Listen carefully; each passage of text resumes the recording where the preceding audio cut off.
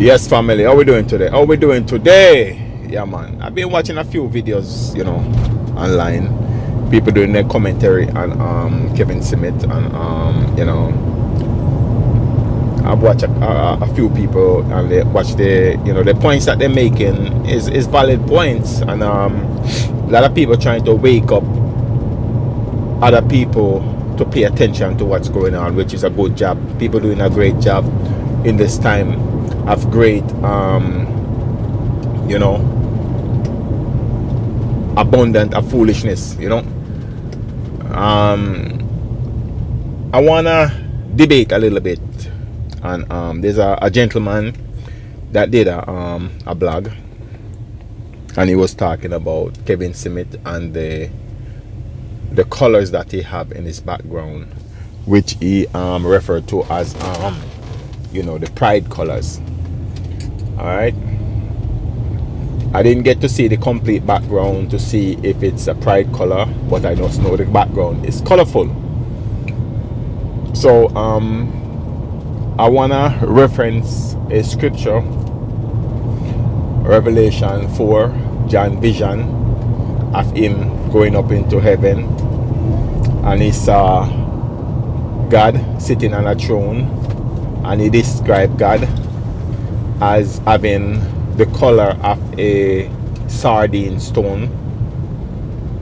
And if you reference, if you look what a sardine stone look like, the color of a sardine stone, you will see that it's brown, almost bronze. So that show you the color of God. And then he referenced the throne, and he referenced that around about the throne was rainbow people. Now you see why there's so much gay business in the church, and why you just can't get rid of the gay business, and they're pushing the gay agenda so much, and they're forcing it, and why so much of our people is adapting and embracing the gay agenda. Because what? John saw a God that is brown of color, and there was a rainbow about the throne. So they're trying to seat this gay agenda on a throne. They try to put this gay agenda on a pedestal according to what in the Bible.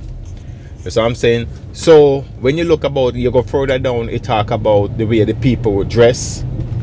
They were adorned in white, and they have crowns of gold. So you have people talking about how much ring Kevin have on him finger, big ring, and this and that and that.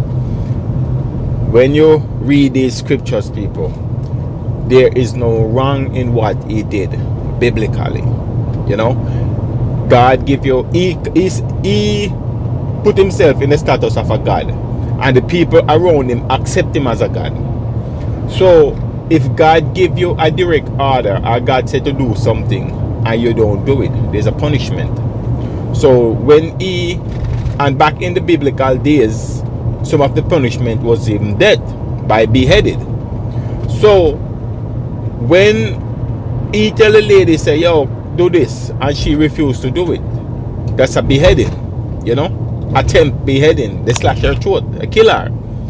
So if we don't wake up and leave this Bible thing alone, read the damn Bible like a bedtime story, put it down and go to your bed. You know what I'm saying? Don't read it and start put yourself in the Bible as if the Bible is a book that you're gonna take instruction from and take moral direction from. Read the Bible like a storybook and divide the word. That's the only thing about the Bible. The Bible said do not add nor take away, but it's okay for you to divide. That's what I'm saying. So now Kevin Smith did not add nor take away. He did not add nor take away, but also the people in his congregation did not divide the word. So that's where the problem come in. Kevin Smith did not add nor take away, but the people did not divide the word. Family, it's about time we wake up and understand this Bible thing.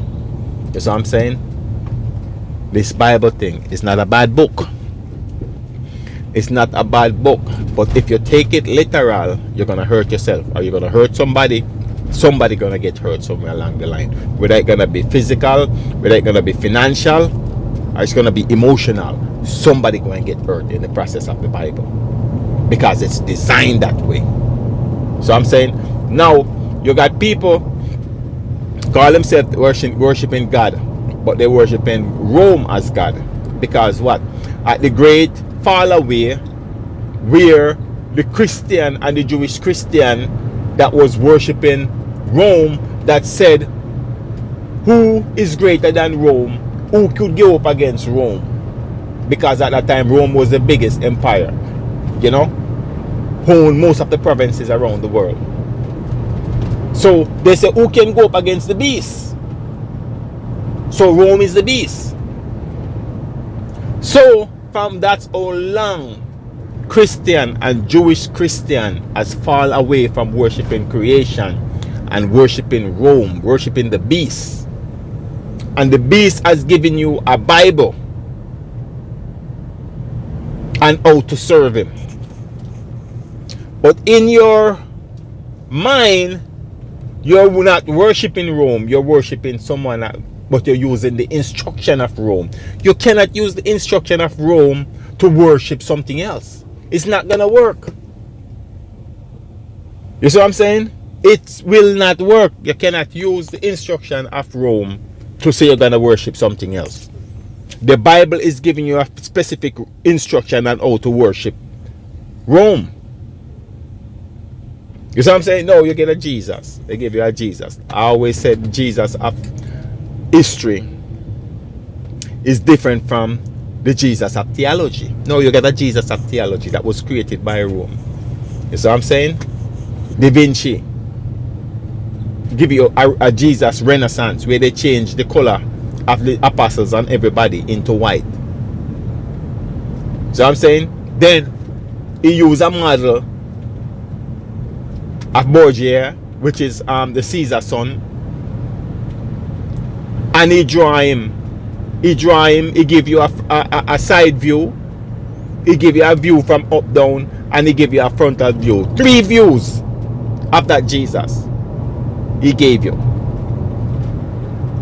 Alright, and it's Caesar Borgia's son, and all of those images of Jesus that they give you, and what you're worshiping, and what you're holding dear to your heart, and what you're sharing on Facebook. I see people, you know, with Jesus on the cross hanging down like that behind them while they're doing live stream. You know, black people.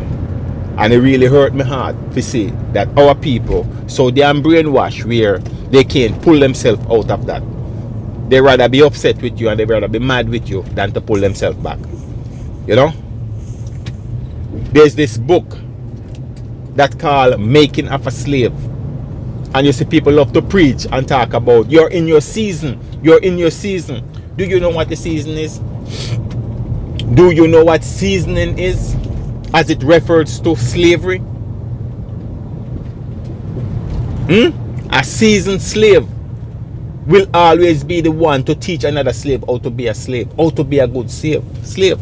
And a seasoned slave will be hired by the slave master to oversee the breaking in or the seasoning of the new slave. And we love to say you're in your season. It's your season. It's your season. And that's a slavery talk. That's a straight slavery talk. No wonder I always resent that. I always resent it from the start. I always resent that term. It's your season. I always resent it until I get to the bottom of it. It's in the book called How to Make a Slave. People, black people, pull yourself back. We've been worshiping, we break the covenant too long. And we going deeper and deeper into worshiping the devil. You see what I'm saying? In those days, Rome was considered the devil. In those days. That's who Satan was. That's who Satan was. Now we have some mythical creature that we call Satan. We're not calling Satan Satan anymore. You see what I'm saying? We are not calling Satan Satan anymore. We're calling some mythical creature. They flip the script and make we feel say, are we name Satan? Are we a Satan?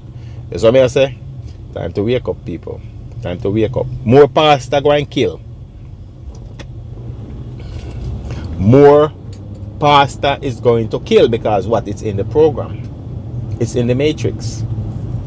And whenever there's a glitch, a pastor will kill.